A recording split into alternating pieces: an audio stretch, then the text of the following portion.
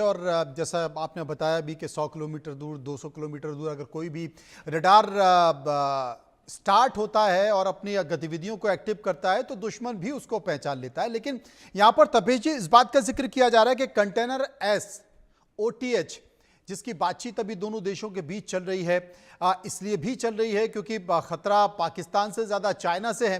वो कब क्या किस समय करेगा, ड्रैगन आग उगलेगा, कुछ नहीं कहा जा सकता। इसलिए अब ये कहा जा रहा है कि इसकी जो जो जो ट्रेस करने की क्षमता है वो करीब 3000 किलोमीटर तक है। 3000 किलोमीटर तक ये अपने आप को ट्रेस कर सकता है। दूसरी चीज है कि जो हाइपरसोनिक मिसाइल हैं ये उनको भी नाकाम करने की क्षमता रखता है। तमाम सारी बातें जहां साहब ने कही हैं, आप क्या मानते हैं इसके बारे में? थैंक यू मनोज जी, बहुत ही रिलेवेंट टॉपिक पे आपने मुझे अपने शो पे बुलाया। जी। एक्चुअली IACCS नोड जो integrated air command and control system, जो जहां से हमारे देश का एयर डिफेंस मैनेज होता है, वो एयर डिफेंस जो है फाइटर कंट्रोलर्स, ऑफिसर्स को फाइटर कंट्रोलर्स कहा जाता है। वो सारे फाइटर कंट्रोलर्स इस एयर डिफेंस को मैनेज करते हैं। और वो जो फाइटर कंट्रोलर्स हैं जो आज आप डिस्कशन कर रहे हैं, ये डिस्कशन एक कंटिन्यूअस प्रोसेस है कि दुश्मन क्या खरीदने वाला है, उसको काउंटर कैसे किया जाए। क्योंकि जो भी एयर डिफेंस ऑपरेशन सिंदूर में परफॉर्म किया है, वो चाहे वो आकाश तीर हो, चाहे वो नेवी का त्रिकोण सिस्टम हो, ये एक नेटवर्क है जो IACCS में मिला दिया गया है। और IACCS क्योंकि स्काईज की रक्षा का दायित्व as per the constitution air force को दिया गया है, और ये सब इंफॉर्मेशन एयरफोर्स के पास आती है। Air force is the final authority, और वहां फाइटर कंट्रोलर्स जो IACCS नोड में बैठते हैं वो सारे डिसीजन लेते हैं और आगे डिसेमिनेट करते हैं कि आपको कौन सा टारगेट कैसे हैंडल करना है। That is the first part. Second part, stealth technology जो है वो आज के दिन में 5th जनरेशन फाइटर एयरक्राफ्ट में वर्ल्ड ओवर सब इसकी बात कर रहे हैं। मैं आपको एक एग्जांपल देना चाहता हूं दर्शकों के लिए, बहुत ही सिंपल, कि 1999 में सर्बिया ने US का F-117 Nighthawk aircraft shot down किया था। और जिस मिसाइल से शॉट डाउन किया था वो थी पिचोरा, जो हम अभी भी यूज कर रहे हैं, रशियन मेड पिचोरा।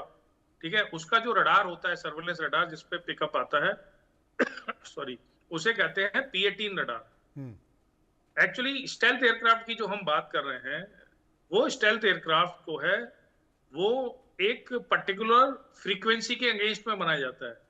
मैं दर्शकों के लिए बताना चाहता हूं, मैं इसलिए बताना चाहता हूं क्योंकि मैं फाइटर कंट्रोलर खुद हूं, और मैं फाइटर कंट्रोलर में भी एक अपग्रेड कैटेगरी होती है, मास्टर फाइटर कंट्रोलर, जो मिशन कमांडर्स होते हैं। तो मैं मास्टर फाइटर कंट्रोलर रहा हूं, जी। इसलिए मैं बहुत ऑथेंटिसिटी से बता सकता हूं कि स्टेल्थ टेक्नोलॉजी जो बनाई जाती है वो एक पर्टिकुलर टारगेट रडार सिस्टम के अगेंस्ट में बनाई जाती है।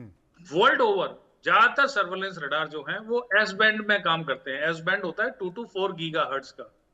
ठीक है, नाउ अब सर्बिया ने वो कैसे शॉट डाउन कर दिया, क्योंकि जो P-18 रडार है वो VHF बैंड में काम करता है, जो 30 से 300 मेगाहर्ट्ज के बीच में होता है।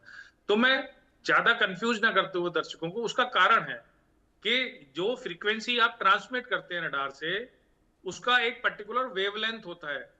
उस वेवलेंथ के हिसाब से ही टारगेट सिस्टम बनता है। मतलब अगर कोई एयरक्राफ्ट उस वेवलेंथ के आधे साइज का है, यानी कि मैं ये कहना चाहता हूं कि अगर 2 मीटर की वेवलेंथ है तो एयरक्राफ्ट का साइज या एस्पेक्ट रेशियो जो रडार देखता है वो 1 मीटर का है, तभी उसको पिकअप किया सकता है, अदरवाइज नहीं किया सकता। पहली चीज ये।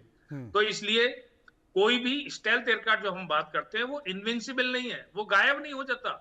बस ये है कि एक पर्टिकुलर जोन के रडार, एक पर्टिकुलर फ्रीक्वेंसी के रडार उसको पिकअप नहीं कर सकते। लेकिन क्योंकि ये वर्ल्ड ओवर अब स्टेल्थ बहुत हंगामा मचा रहा है। अच्छा, स्टेल्थ में क्या होता है? स्टेल्थ में यही, हाउ डज स्टेल्थ वर्क?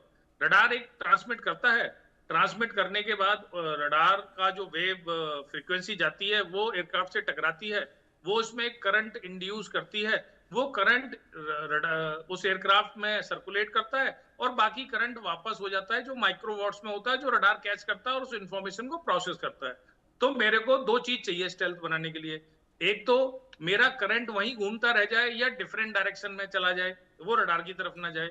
दूसरा जो बचा कुचा है उसमें रडार एब्जॉर्बेंट मटेरियल में लगा दूं जिससे वो उसमें कैच हो जाए और बहुत ही कम जाए। तो मेरा कहने का मतलब यह है कि 100% कोई एयरक्राफ्ट स्टेल्थ नहीं हो सकता। लेकिन जब अगर स्टेल्थ टेक्नोलॉजी आ रही है तो उसका काउंटर है एचएफ रडार और वीएचएफ रडार्स जो डिफरेंट फ्रीक्वेंसी बैंड में है। कोई भी मतलब रडार, कोई भी स्टेल्थ एयरक्राफ्ट पूरी तरह से इनसे छुप नहीं सकता। इसलिए जो ओवर द हॉरिजन रडार्स हैं, इसकी रेंज 3000 किलोमीटर के अबव होती है। आइनोस्फीयर जो हमारे एटमॉस्फेयर में है, जो 60 किलोमीटर से लेके अबव होता है, जो वेव्स जाती हैं वो आइनोस्फीयर से रिफ्लेक्ट होती हैं और लॉन्ग रेंज पे पिकअप करती हैं। क्योंकि एचएफ बैंड सिर्फ 30 मेगाहर्ट्ज से लेके 3 to 30 मेगाहर्ट्ज होता है। तो इसलिए उसकी जो वेवलेंथ है वो डिफरेंट होती है, तो उससे बचना बहुत मुश्किल है, क्योंकि एयरक्राफ्ट को उससे पिकअप किया सकता है। तो इससे क्या समझ में आता है? इससे ये समझ में आता है कि अब टाइम आ गया है, क्योंकि हमारे पास जो पिचोरा थी उसमें P-18 रडार होता था जो VHF बैंड पे करता था, जिसमें सर्बिया ने भी पिकअप करके उसको F117 को शॉट डाउन किया था, जिसके आज बेलग्रेड में उसके म्यूजियम में उसके टुकड़े भी रखे हुए हैं। तो इसलिए हमें अपनी इन्वेंट्री में इन डिफरेंट फ्रीक्वेंसी बैंड्स के रडार को शामिल करना पड़ेगा, चाहे वो HF बैंड हो, चाहे VHF बैंड हो, और बाकी रडार्स तो S बैंड पे ऑपरेट करते ही हैं। तो इसलिए ये बहुत इंपॉर्टेंट है हमारे लिए। दूसरी, अच्छा आप ये बोलेंगे या दर्शक ये बोलेंगे कि यार हम फिर पहले से क्यों नहीं रखा?